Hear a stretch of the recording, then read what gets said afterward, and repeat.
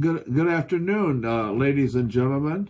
My name is Richard Allinger, and I'm the host of this program, which airs every Friday afternoon on 92.1 on the FM dial, WFOV, Flint Our Voices, and also here on channel 17 Fact, Flint Area Community Television.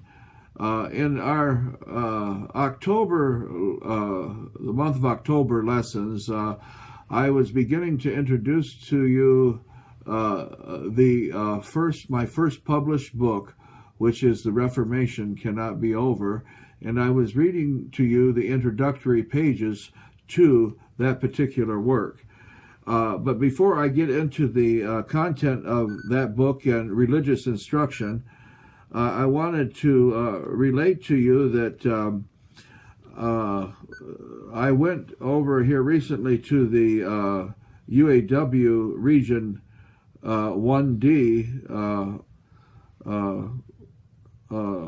Hall, Van Slyke and Atherton Road, and went into the director's office to speak with Dovey. She's the director's secretary, and to give her some money to engrave the late Coretta King, the late Martin Luther King Jr.'s widow, who went home to be with the Lord about 12 years ago. I wanted to give the director's secretary money to have her name engraved in the woman's monument there at the UAW Region 1D there. And as I was going in, I was going past the conference room, and they were just dismissing a meeting, and Stan Marshall and Norwood Jewell and Gerald Kareem, the present director, and Reuben Burks were all coming up out of the conference that they were in, and they kind of smiled at me, and we all said Happy Thanksgiving. And I want to take this opportunity to wish all of you a Happy Thanksgiving. And after I was over to the Union Hall, I came home, and in the mailbox was this flyer that says Karen Weaver, mayor. And she looked so beautiful in that pink dress that you can see it here. I picked it up. My family is just so much in love with her because she has created a lot of jobs in the city of Flint since she has been mayor. And there's been a lot of public safety upgrades in the city of Flint, especially with regard to the working with the fire chief to secure safer grant funding. 41 firefighters were added, and a reopening of the Atherton Road Fire Station sustained from laying off police officers while creating the Flint Police Reserve Unit with 25 reserve officers and another recruitment scheduled. Reestablished crime fighting and crime area target team squads, and crime is down. Flint is now off the top 10 list for crime rate per capita. In addition to that, She Fights for Us declared the state of emergency due to the Flint water crisis. She carried the voice of Flint residents to the national spotlight, and she represented Flint at congressional hearings on water crisis, fought the state to get our water switched to the Great Lakes Water Authority, and met with President Barack Obama in the White House on behalf of Flint residents. $41.7 million and water credits of 65% for residents and 20% for businesses, and open dialogue with President Trump to discuss needs of Flint residents and to work to keep national and international awareness on the needs of Flint residents.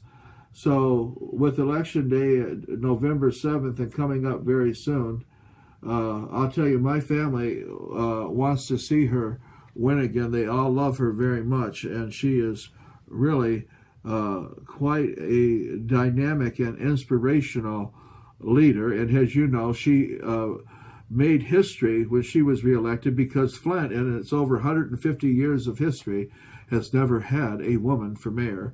So she is just a wonderful person, and we hope to see her reelected. I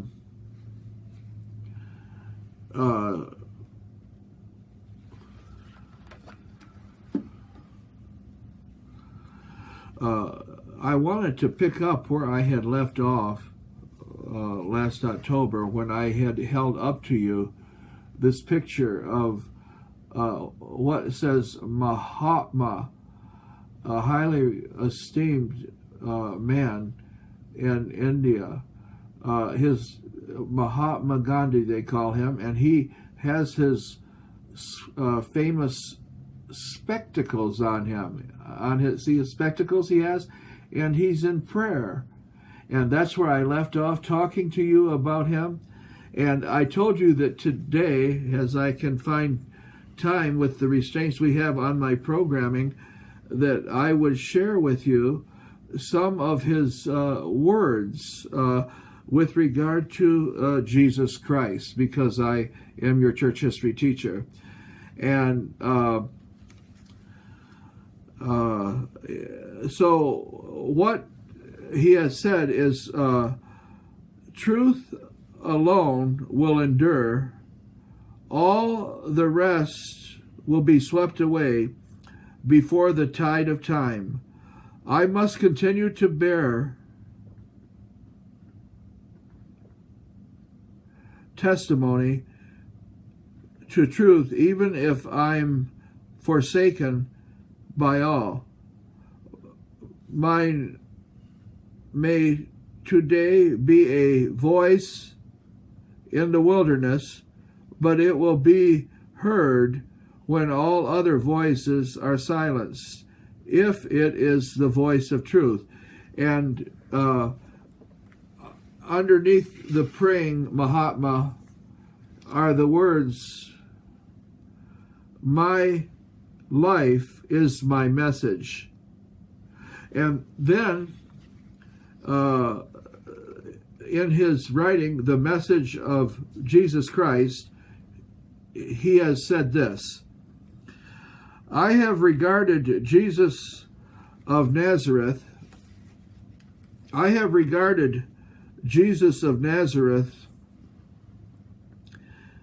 is the mightiest teacher that the world has had, and because of universal sinfulness and condemnation, a Savior is necessitated.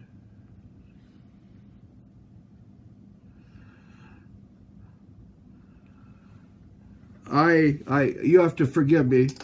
I sometimes have to use my magnifying glass. I shall say to the Hindus that your lives will be incomplete unless you reverently study the teachings of Jesus. I know of no one who has done more for humanity than Jesus. In fact, there is nothing wrong with Christianity. The trouble is with you Christians. You do not begin. See, I have trouble seeing. The trouble is with you Christians. You do not begin to live up to your own teachings. On all occasions of trial, He has saved me. I know that the phrase "God saved me" has a deeper meaning for me today. And still, I feel that I have not yet grasped its entire meaning. Only richer experience can help me to a fuller understanding. Hate the sin and not the sinner is a precept which, though easy enough to understand, is rarely practiced, and that is why the poison of hatred spreads in the world. Man and his deed are two distinct things. It is quite proper to resist and attack a system, but to resist and attack its author is tantamount to resisting and attacking oneself. For we are all painted with the same brush and are children of the one and same Creator, and has such the divine powers within us are infinite. To slight a single human being is to slight those divine powers, and thus to harm not only that being, but with him the whole world. Live as if you were to die tomorrow. Learn as if you were to live forever. The Lord never moves without plan or purpose. These were the words of Mahatma before he was so tragically assassinated back in 1948. Now, the book that his words I cited were in the introduction of my first published book, The Reformation Cannot Be Over, because this last month of October 2017, there was a free distribution of 3,000 copies translated into Urdu for Pakistan, amongst Christian colonies in Pakistan. Pakistan is 98% Muslim. And some of the feedback that I've already got from the book launch this last month over there, all stratas of their society was astounded by this book. They think it's historic because it's something that they said we hardly ever thought of or knew. So I guess it looks rather phenomenal how it's impacting the people over there. So that's one of the reasons I wanted Mahatma Gandhi in the beginning of this book, because I knew that it was going to be dispersed among people in India and Pakistan. And that's what I had told you in the last program. And I want to hold this up for you. This is actually his own handwriting that he wrote, that he wants your sympathy. And I'm going to read this little note that he wrote to you. And while I'm reading this little note that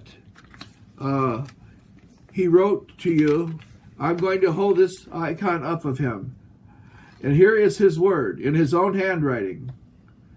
I want world sympathy in this battle of right against wrong. Gandhi, May 4th, 1930. And then last program I showed you Katurba, his lovely wife, and there she was as he was seated washing Mahatma Gandhi's feet. Remember, Jesus washed the feet of his 12 and said, "The greatest among you will become the servant of you all." Now this is the word of the Lord. Okay, and then maybe this is why the Pakistanis were so impressed with my book, because I really kind of focused on the great words of Gandhi. Now, he had something to say about journalism, and these are his words here. I'd like to share with you, the viewing audience, today. The sole aim of journalism should be service. The newspaper press is a great power, but just as an unchained torrent of water submerges whole countrysides and devastates crops, even so an uncontrolled pen serves but to destroy. If the control is from without, it proves more poisonous than want of control. It can be profitable only when exercised from within. If this line of reasoning is correct, how many of the journals in the world would stand the test? But who should be the judge? The useful and the useless must, like good and evil, generally go on together, and man must make the choice. The true function of journalism is to educate the public mind, not to stock the public mind with wanted and unwanted impressions. Mohandas K. Gandhi. The next word that he had that so impressed the Pakistanis, seeing these words in their own native mother tongue or heart language of Urdu, he had a word to say on advertisement or advertisements. I hold that it is wrong to conduct newspapers by the aid of immoral advertisements. I do believe that if advertisements should be taken at all, there should be a rigid censorship instituted by newspaper proprietors and editors themselves, and that only healthy advertisements should be taken. The evil of immoral advertisements is overtaking even what are known as the most respectable newspaper and magazines. That evil has to be combated by refining the conscience of the newspaper proprietors and editors. That refinement cannot come through the influence of an amateur editor like myself, but will come when their conscience is roused to recognition of the growing evil, and when it is superimposed upon them by a government representing the people and caring for the people's morals. Mohandas K. Gandhi. His next word was on faith. Remember in the New Testament, of which the Muslims call the Injil, Hebrews chapter 11,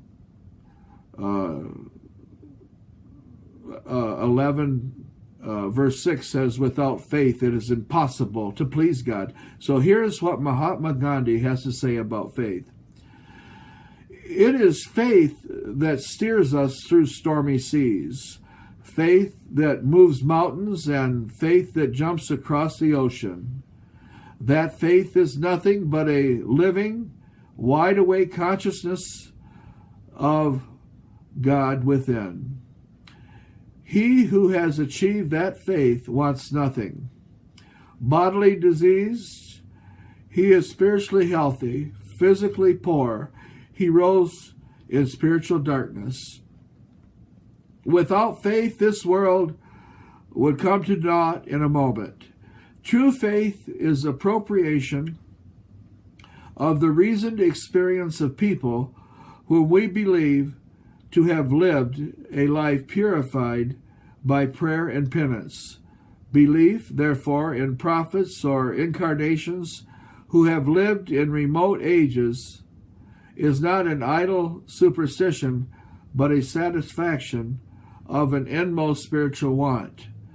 Faith is not a delicate flower which would wither under the slightest stormy weather. Faith is like the Himalaya mountains, which cannot possibly change. No storm can possibly remove the Himalaya mountains from their foundations.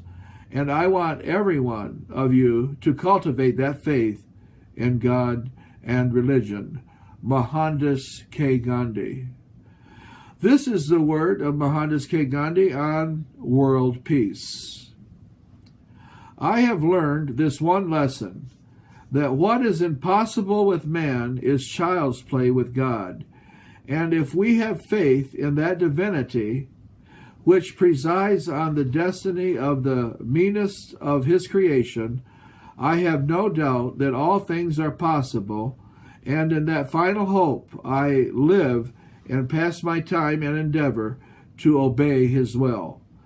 If we are to reach real peace in this world, and if we are to carry on a real war against war, we shall have to begin with children, and if they will grow up in their natural innocence, we won't have to struggle.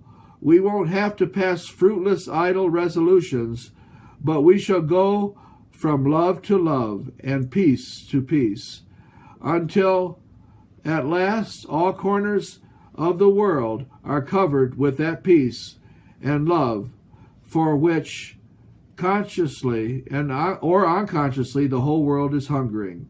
Mohandas K. Gandhi. Remember again in Hebrews chapter 12 verse 14 in the Injil or the New Testament of the Holy Bible, follow peace with all men and holiness, of which no man shall see the Lord. Now this is the word of the Lord. And then Mahatma has a word on the message to the east. That's over on the other side of the ocean.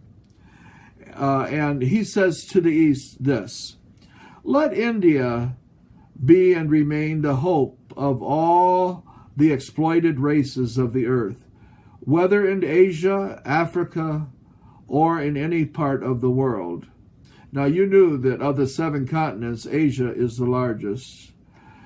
What I want you to understand is the message of Asia. It is not to be learnt through the Western spectacles or by imitating the atom bomb. If you want to give a message to the West, it must be a message of love and a message of truth. In this age of democracy, in this age of awakening, of the poorest of the poor, you can re-deliver this message with the greatest emphasis. The West today is pining for wisdom. It is despairing of a multiplication of atom bombs. I remember Martin Luther King Jr. saying, our theology has outrun our technology. The other way around. Dr. Martin Luther King said in one of his great speeches before he was assassinated in 1968, our technology has outrun our theology. And by the same token, before the late great Dr. Martin Luther King Jr., Mahatma Gandhi had said, the West today is pining for wisdom. It is despairing of a multiplication of atom bombs, because atom bombs mean utter destruction, not merely of the West, but of the whole world. It is up to you to tell the world of its wickedness and sin. That is the heritage your teachers and my teachers have taught Asia. Mohandas K. Gandhi. And then Mohandas has a few words on Christianity in the West. And this is his word.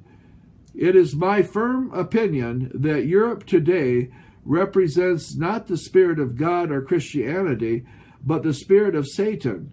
And Satan's successes are the greatest when he appears with the name of God on his lips. Europe is today only nominally Christian.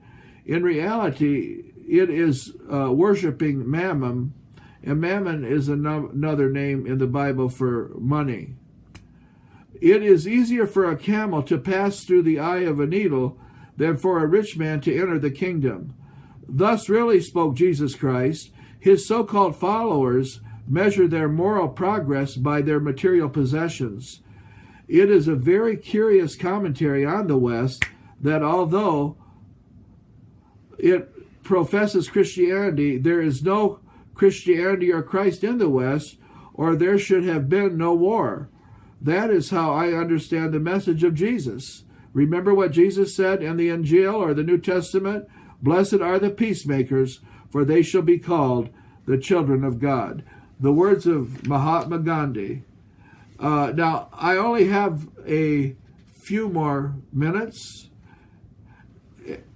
and I really will have to invite you, please, the viewing audience, to please return in the next session where I can finish up these good words of Mahatma to the Pakistani and people of India in my first published book, The Reformation Cannot Be Over.